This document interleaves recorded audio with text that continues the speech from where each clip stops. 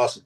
All right, so Joe, welcome to Indie Tea Demos to Discovery. I'm Peter Lancelotti, and we have with us here today Joe Boo of the Dog. Actually, Joe's from a variety of bands, and we're going to get into that. Welcome, Joe.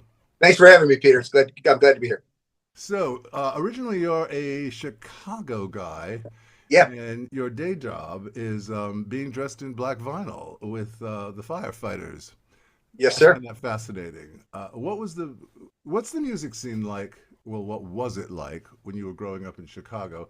And when did you know that this was going to be a major part of your life? I actually knew at a really young age. I had a cousin who was about 10 years, almost 10 years older than me. He was a drummer in a band in high school, hard rock stuff. So they were playing like late 60s, early 70s. I was probably 5, 6, 7 years old. I'm the oldest of four boys within 4 years. So my parents had a habit of dropping us off at my aunt and uncle's house just because they needed a break from four crazy kids. So I was privy to be kind of there for practices for my cousin's hard rock band all the time. And I'd always get in the way. They were always saying, Joe, come on, you got to move, man. I'd be standing right there in the middle of rehearsal, and I said, this is what I want to do. So my cousin actually gave me, my cousin who was a drummer, gave me my first microphone at 13. Now, it was a drum mic, so it wasn't a A great drum mic. mic. Yeah, but that's what I Not an started out expensive Shure or anything. with. Not at all. Yeah, I got a hand me down drum mic, but it was a start. So it got the ball moving, and I started a band with a bunch of friends from high school and progressed from there. And I was hooked right from the start. Well, I will say this: I was listening to your stuff on Spotify for the last couple of days. You have the perfect rock and roll voice. I mean, you Thanks, don't man. sound like anyone I could, compare you to, which is a good thing. Cool. And you are well, I mean, if I were to compare you with anybody, I would kind of go lean towards the Steven Tyler of Aerosmith kind of voice. Awesome. You know, Awesome. you really I'm a have big that fan. kind of powerful. You don't quite screech like him. That's Right. what my late husband used to say, that he screeched. And I said, yes, because opera singers don't screech, right? Right. Right. Not at all. Because he was into opera. Anyway, you cut your teeth on some serious bands: Strychnine, Monkey First, the Michael Ray Band, Easy Action. Take me back to those early days. What was each of those experiences like for you as a vocalist? Well, like it was for most people in the early days when you first start singing, you're doing a lot of cover work. So it was all cover bands early on. Strychnine was the first. Well, Geneva was the first attempt at kind of dabbling at writing and recording. And that band included Rob Chrisman, who was also the guitarist in Rain of Fire, a band that I started in 2020. He and I played together for about 5 years, and the band dissolved last year. But Rob was a very, very prolific guitarist. He was kind of a prodigy, 16, 17 years old, writing a lot of really good material. In fact, a couple of those songs ended up becoming kind of rewritten and redone with Rain of Fire. So Rob and I had a band called Geneva for about 2 years. So we were writing, but also doing a lot of cover work. It was really Strychnine that I spent the bulk of my time doing a lot of writing. I've probably in the last, say, 30 some years, I've probably written 500 songs. Whoa, Wrote a that's good. more than me, and I'm older than you. I was nonstop. I was really nonstop. So I probably wrote a good 60, 70 songs with Strychnine alone. What are all of your? Do you strictly stay in the rock and roll realm, or do you do other genres? I was in a blues band for a little while called Cold Busted. So we dabbled in kind of uh, a little of the Stevie Ray Vaughan, Eric Clapton esque styles of music with blues because I'm a Chicago boy, so you have to have some tinge of blues if you're in Chicago. Half the clubs in Chicago are blues clubs. Well, yeah, if I So was in Chicago, I would say the Windy City would have me depressed most of the time. So, it is. So you are deep in the blues, man. You know what? Honestly, it's a great city, and the summers there are better than anywhere in the world. But the winters last forever, and they're cold and dingy, overcast, and you suffer from light deprivation. And a lot of people suffer from depression. So it's understandable why it's a blues town. But yeah, so I wrote some blues. Then I went with Strychnine, wrote a lot of rock. I worked with the Michael Ray Band. They had a whole album of material. They asked me to sing for them. They were a little older than I was. Guitarist had a label interest, and they had a whole album worth of material. So they asked if I'd front the band and record with them. So I ended up doing that album. It was the first full-blown album I'd ever recorded. It just went to cassette, and it never got picked up by a label. So it sat for a while. And 30 years later, I finally tried to track down the bass player. He was the one who I worked with the most in the band, only to find that he passed away. In fact, that's how I found him. I found his obituary online. So I reached out to his wife, who was a wonderful lady. I'd known her for a while when I was working with the guys. And, I said, hey, Wendy, I don't know if you remember me. This is Joe Booe. I played with Mike in the Michael Ray band 30 years ago. She's like, oh, my God, Joe, of course, we all remember you. You're a memorable guy, facially. So, well, it was a really good time for all of us. They were older than I was, but we had a lot of fun together. And so I asked her if it would be all right for me to re-record and re-release the album. So I'm actually doing something similar. Not exactly. I was with a record label over 35 years ago, but they went defunct.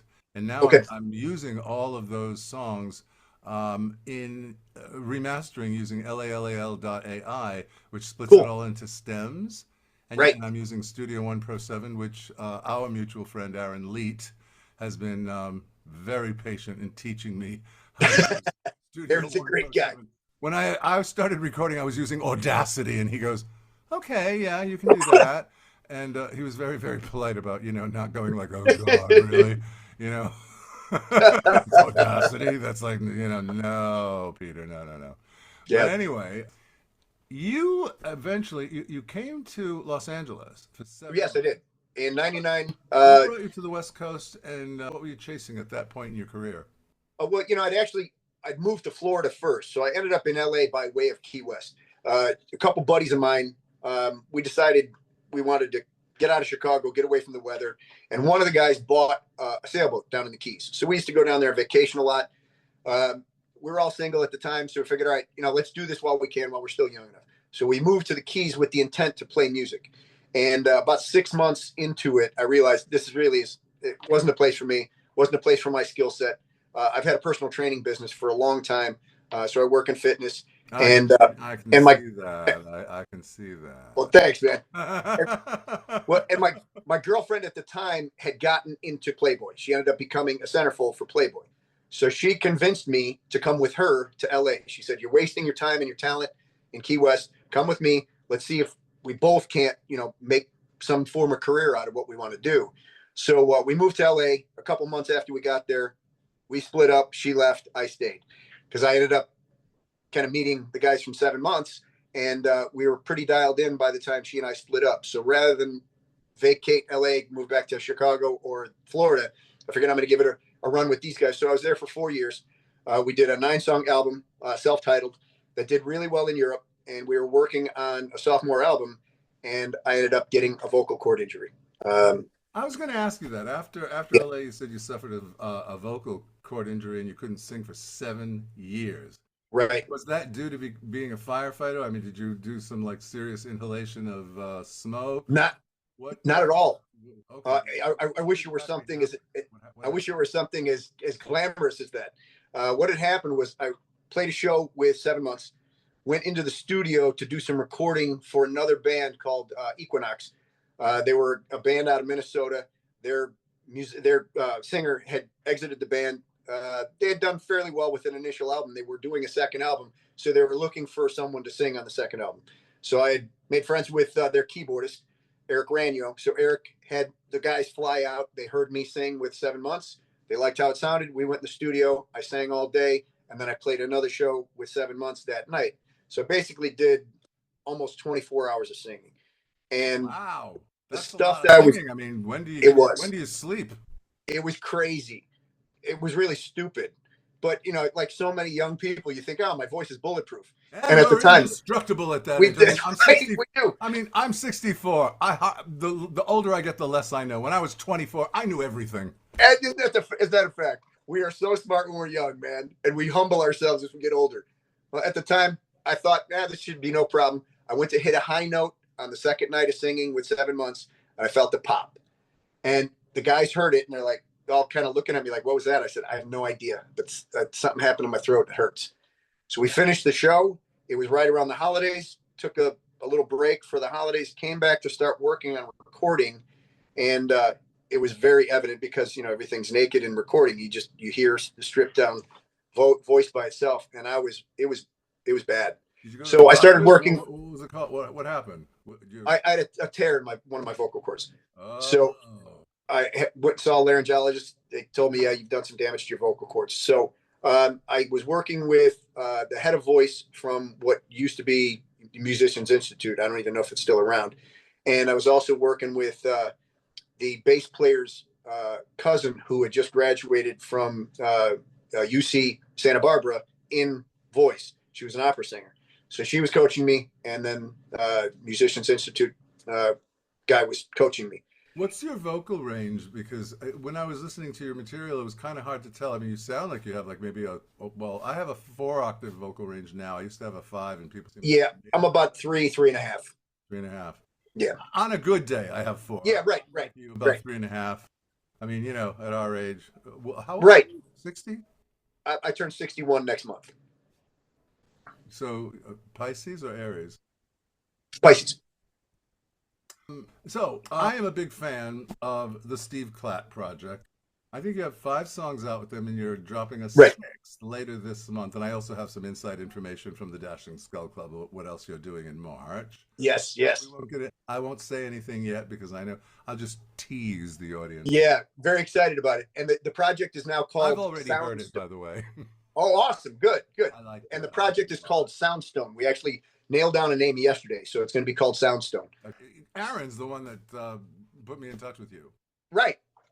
So I'm glad he passed the song on to you. I kind of figured he would. I loved it. He's such an amazing audio engineer. He is.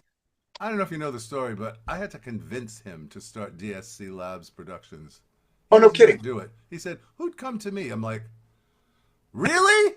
I mean, the guy can rival record company Yeah. audio engineers. But Yeah. well, I'm glad he finally did it. Anyway, Steve Platt. What does he bring out in you? Because I noticed when I was listening to some of that, you sound a little bit like different, not as well, less reserved. It's well, 7 months was a progressive rock band as well.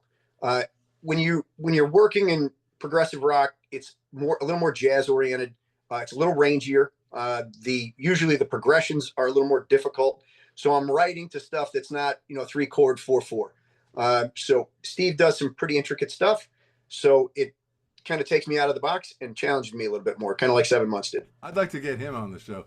You know, you had also a long-running collaboration with Storm Kingdom. Yes, 10 still do. songs together and an 11th in the works. Yes. What keeps that marriage going on? Justin Holforty is Storm Kingdom. He does everything. Very prolific musician. He plays everything. He's been playing since he was a kid. He does music that's very much like soundtrack music. It reminds me of Tangerine Dream. So does Afira, and I've done 2 collaborations with her. Oh my God, she's just, I have been idolizing her for a couple of years, and when she asked me to do 2 songs with her, I was like over the moon. One of them, she just did the orchestration, and she said, "Here, Peter, write the lyrics, write the music, write the lyrics, and sing it any way you want." Sing it any If way I you were want. if I were going to identify 2 icons in the indie community that would fall into the same category, they would be the 2, because it's very unique. Not many people do what could be considered soundtrack music. I've always considered Tangerine Dream to be kind of the top of the mountain. I like what they did with John Anderson from Yes. Yeah. Did the movie Legend. But Right. A couple of others I would have to mention would be The Sanctity of Crows, Ian, and Yes, Ian's awesome. And His Theory. They also do that kind of, huge Right. orchestration. I mean, I remember I wrote a newsletter last year, and I said about Afira, she never corrects me. But anyway, I said, if you want a glimmer of Hans Zimmer, simmer with a cup of tea. And she wrote to me, she's like, really? Really? A little poetic there, Peter. And that's what I said about it. I mean, man, her material just blows the doors out of me. We did Sweet Transvestite for the Rocky Horror Picture Show for Gay Pride Month. Then we did an original. I'm in a video. Nice. Did you see the video? No, not yet. You told me about it last night. We were talking. Oh my God. I kind of look at myself and I'm like, Oh, you really do look in your 60s. Um, I mean, I work out and stuff, but I mean, you can't change this. Well, I was going to say, for all of us, we're on the same age. You can't change this unless Oh, you have a lot of work my new best friend is Neutrogena. I mean, done. all right. Let's talk a little bit about. Well, you had mentioned Ian from Sanctity of Crows. We kind of have a song on the back burner. I've He been so won't come busy. on the show. He won't show. He sent me a That guy picture is of him. fantastic. He's He's fantastic. And he's a and shy. He's a shy man. Charles from His Theory, he and I have talked at length too about at some point doing a project together. So both of those guys I plan on working with when I get the opportunity because they're Man, both you incredible you you talent. must be in demand because I think I'm a good vocalist, but I think you're better. I Let's I don't know talk about about let's talk about you with Voodoo Mirage, Switchflame, and Joe Boo and the Dog. okay. Three very Uh, active bands. So give us a right. rundown. How are they different from each other, and what is it that you find appealing about working with each of them? Okay, well, I'll go chronologically then. Joe Boo and the Dog is myself and Tim Curtis. He's the dog.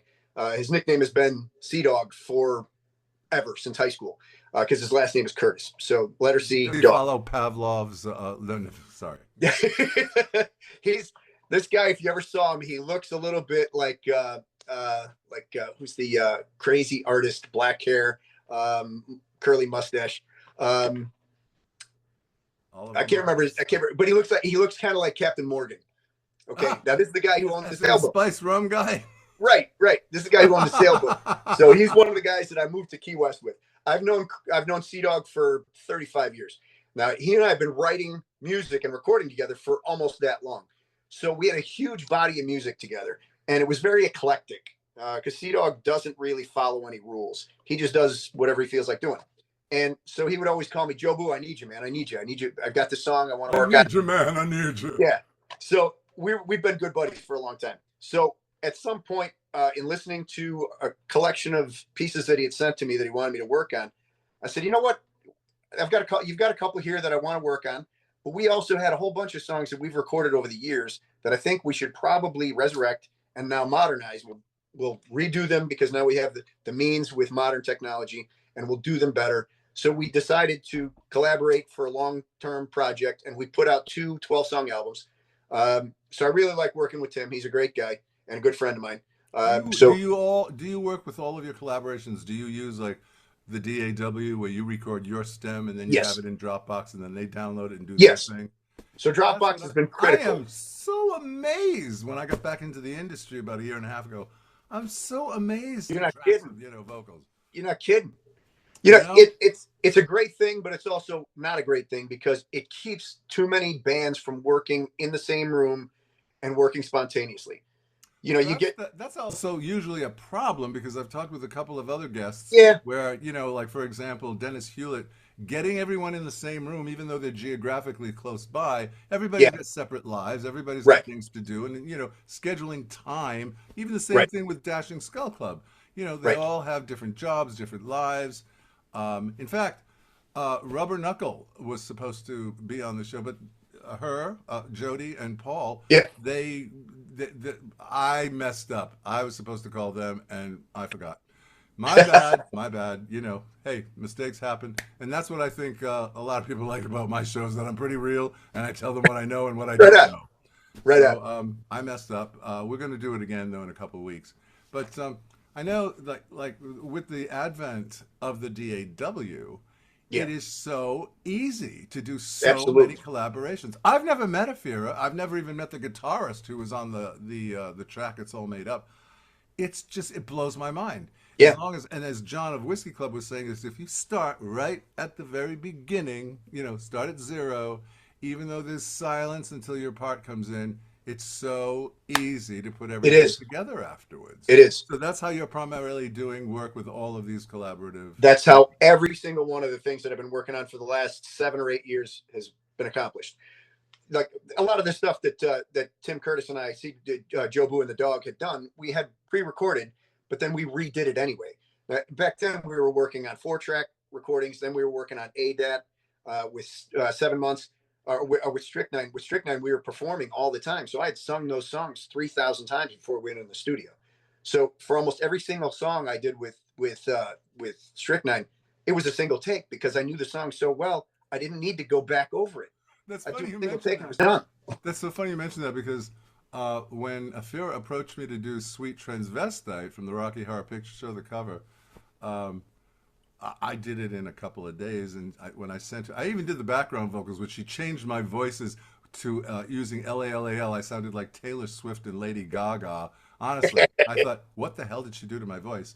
But anyway, when I did it, she was shocked. She goes, "What are you, Tim Curry's cousin?" Well, I had a little secret. I did it in a band 35 years ago, so I had a little practice. Yeah, right. And that, that as much as I love today's technology making it possible to write and record like this, you lose some of that element of really being immersed in the song because you could sing it in your sleep. And that's one of the things I enjoyed about the Strychnine albums, even the 7 months albums, the 7 month album. When I did 7 months, that album we had recorded 7 months after the band got together. That's where kind of the name came I was from. going to ask you, like, that's a weird name for a band, but now you're just Yeah. okay. Well, they had been together as an instrumental group for 7 months, and then they searched for another 7 months for a singer and couldn't find one. And then we spent 7 months writing and another 7 months recording. So we had this recurring theme of timeline. So we said, let's just call the band 7 months. But yeah, we had plenty of time to rehearse the songs. And so when I got in the studio, it was the same thing. I was able to bang them up. When I was reading the notes, I thought, is the name of the band 7 months? Oh, was he in LA for 7 months? So now today, with everything I'm doing, like Rain of Fire, we did a 6 song EP, but we were putting out a song a year. So it wasn't moving quickly. So that's how Voodoo Mirage got founded. Voodoo Mirage is Randy Nitch and Jesse Laraquente. They're in Chicago. Now, Randy and I played together in Monkey Fist. That was one of the songs, or one of the bands that I had sent to you. So Monkey Fist was Tim Curtis, who's also in Joe Boo and the Dog. A guy named Chris DeWitt, he was our drummer. Tim Curtis played bass, and Randy Nitch was the guitarist. So I've been getting in touch with Randy for about 2 years before the founding of Voodoo Mirage, because we had a bunch of Monkey Fist songs that I wanted to redo, kind of like Joe Boo and the Dog did. And Randy was working with Saint Tragedy. He and Jesse Laraquente were both in that band. And he said, look, I got a lot going on. He had lost his father. He lost his brother to cancer within 2 months. He went through a divorce and it was contentious. So he was going through a rough patch. And then he finally just reached out to me. He said, Joe, I've got 4 songs. They're completely finished. I recorded them in Cherry Pit Studio. The music is all done. Drums, bass, guitar. I'm sending you the music. Write whatever you want to it. Do your background vocals, because I like you. I do lead vocals. I do background vocals. I do everything. So the first 4 songs ended up being our 4-song EP, Realigned. So it's a song, Realigned, Demons, You're Not There, the song that I sent to you, and Left in the Middle. So now we're completing the second EP, which is going to be a 6-song EP. So Randy does the same thing. He'll go in the studio, he records, then he sends it to me. If we need to make any orchestrational changes, then I'll let him know in terms of composition, maybe we need to shorten this section, or let's get rid of this completely, or double this up. I think it'll work better. I'll sing here in a bridge pre-solo. I won't sing in the post-solo if you want to do something there. So, so we'll kind of mess around with it after he's gotten a chance to write and record it. And then I do all the lyrics and vocals. In addition to your vocals, do you play any of the instruments on any of the tracks? I don't. No. All I do is sing. Because on my solo stuff, I do everything. Oh, that's great. Yeah, keyboards, guitar. There was even a time back in the day I was using a Roland TR-707 as a drum machine. That's how old I am. Okay, there's a couple of new projects with Soundstone. Yes, also Switch Flame. I just heard about Burlos, and of course, one of my favorites, the Dashing Skull Club. I already know about that one. Yeah, and Switch Flame, Soundstone, and Burlos. Switch Flame is a band between myself and Ian Poole, who's from Australia. He plays guitar for Trick Shot. And Ian reached out to me about a year ago because I was going to try and play the Punk in the Corn show. But because everybody I work with is virtual, I couldn't put together a band. Well, Ian told me, look, I'll play guitar for you. So he and I became friends. So then he told me, look, I've got Trick Shot is more of kind of an 80s glam rock band. I've got a bunch of metal stuff your voice would be perfect for. If you're interested, I'll send you a bunch of tracks. So he sent me about 12 songs. And he said, just pick and choose what you like. I said, I like them all. Let's do an album. So he and I just released our second song this past Friday. There's about 4 or 5 other songs that are mostly finished. He's got a third song I sent to him. He's going to finish mixing it, send it back to me, and I'll master it. and that will be released. Oh, you do the mastering on the DAW? Yeah, and I do a lot of mixing too. So all the Joe Boo and the Dog stuff I mix, all the Voodoo Mirage stuff I mix and master, and then a lot of with the other artists. A lot of the other artists they do it themselves. Because I'm considering in some point in the near future of getting sponsorships and all of the instruments that we mention here on the show, what particular DAW do you use? I use PreSonus Studio One Pro 7. I use Cakewalk. Cakewalk. Yeah. Okay. Okay. Now, there's another thing I wanted to talk about in terms of your collaborations. Tom McElman, the Stars. Yes. They've been getting a lot of airplay on the internet radio and podcasts. I'd like to get them on the show. And there's another track coming. How did you connect with Tom? Tom had posted on Facebook that he had a couple songs that he'd written, and he was struggling with the vocals. He couldn't kind of really come to terms with what he wanted to write, how he wanted to write. So he asked if anybody was interested in collaborating. Hey, if I can't get you, have him call me, please. Absolutely. I've only been doing this for 9 months since I got back into the industry. I'll tell you what, Tom is an awesome guy, and he and I have been working together now for a couple years. I mean, I can't do what you do. I mean, I'm not a screecher. Well, I don't know that he loves screechers. With his stuff, I don't screech.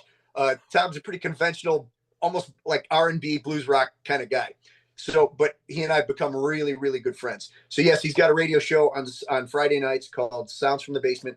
But Tom had posted that he was looking for somebody. So I responded. He and I and Christina Vox did a song together called Wicked Woman. He and I, Vox and the Sticks? Vox and Sticks, yes. So she and I did a duet on it. I wrote the lyrics and melodies, and she sang her part. And then Tom and I continued. We did another song called Give Me the Rain under the band Shadow Band. The three of us had kind of formed a band that didn't really stay cohesive. He and I decided to continue on our own. And we've released 3 other songs since then. Paper Lion, Slipping Away, and Ceasefire. And now we have a new song coming out called Always Wondered Why. And we have another couple that are in the works. We're also working on a project song with Elaine J, who's a fantastic drummer and vocalist in her own right. She's an incredible musician. She just played drums and I'm sorry, not drums. She just provided background vocals to the new song that I'm releasing with Steve Klatt called Runaround. And she and I and Steve are working on 2 covers. We're going to do a cover. But everybody's involved with everybody. I do too. This is something that I was curious about. You juggle a lot of projects simultaneously. How do you keep each one distinct? I mean, do you have to do sort of a mental shift when you go from one thing to another? I don't, not really. I get asked. I've done tons and tons of interviews, radio interviews and podcast interviews, and even print. And a lot of times they ask me the same question. And truthfully, what I do is, even from a lyrical perspective, you mean my question wasn't original? it is, but it's just universally original. The thing is, and I mean, some people have preconceived notions about, I want to write about this subject, or this has meaning to me. I don't. What I do is I let the music tell me a story. I listen to it. That's what I liked about working with Storm Kingdom. That's what I've liked with working with Tom, Voodoo Mirage, Rain of Fire, all of them. I'll listen to the music for a while and I'll immerse myself in it and I let it tell me the story. Okay. Now, the only difference is like Storm Kingdom, he'll already have names for him. So I stay true to the name, but I let the music tell me a story. And then the vocal approach, intonation, timbre, range, all of that is basically predicated on, what key is it in? What's the chord progression? And then what's the feel of the song? Is it something that's more R&B? Is it something that's more metal? Is it gritty? Is it emotional? So then I'll base my approach on how the music feels and whether or not the storyline fits what I'm going to vocally. Let's shift gears for a second. In terms of this show was created to create community so that we can align ourselves with the algorithms because we don't all have large marketing budgets. And the more we cross promote one another, my audience will hear your music, your audience will hear my music. What do you see happening right now in the independent music world right now that excites you or concerns you? Well, I'm more excited than I am anything. The only thing that concerns me is the stranglehold that the streaming platforms have on all of us. I hate the fact that so much of us are dependent on Spotify primarily. Pandora, Apple Music, Amazon. Those are the big four. YouTube, I think, offers a little bit more opportunity, but I also don't like the fact that so much of our marketing approach is dedicated to platforms like Facebook. It makes it difficult for us to really kind of capitalize on, who's going to. Are there a number of resources that we can use for social media to get our name out, to get our music out, get the word out? I recently got kicked off of Facebook because I was over promoting. So I've been banned for I'm coming out with a song on February 6th. They banned me on the 1st. I can't say anything until February 8th. I'm so that sucks right now. I can't even tell you. I can't even announce my own song coming out on Friday. Peter, I had 10 band pages on Facebook in my own profile. I had 4,500 followers for Rain of Fire, 3,000 for Voodoo Mirage. That's all gone. Poof. Like that. They just, and it's all run by the algorithms. I used to say to people, have you ever seen the movie Terminator when Skynet became self-aware and started killing us militarily? No, they're not going to do that now. What they're going to do is they're going to kill us with high blood pressure and a heart attack, and you're going to die right there on the floor. And they'll ban you. With the push of a button, too. So yeah, that's the one thing that concerns me for the indie community. But what I'm really excited about is, like you were saying, so many people working with so many other people. It is truly a community, and so many people know each other now.